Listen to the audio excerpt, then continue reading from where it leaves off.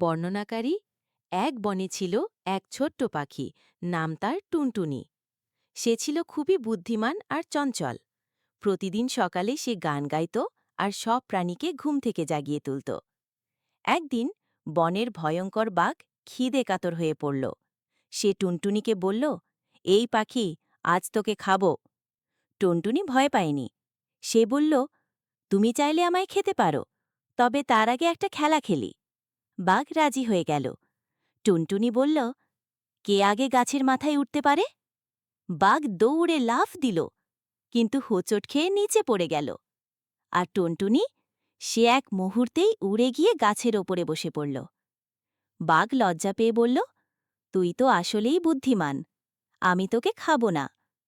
টুনটুনি মিষ্টি করে হাসল আর বলল, শুধু শক্তি নয়, বুদ্ধিও দরকার। এই গল্প থেকে আমরা কি শিখলাম? ছোট হলেও বুদ্ধি থাকলে যে কোনো বড় বিপদ জয় করা যায়। ভিডিও ভালো লাগলে লাইক, কমেন্ট আর সাবস্ক্রাইব করতে ভুলবে না। আরও গল্প পেতে সাথে থাকো আজিজুল অফিসিয়াল 2 পয়েন্টের সাথে।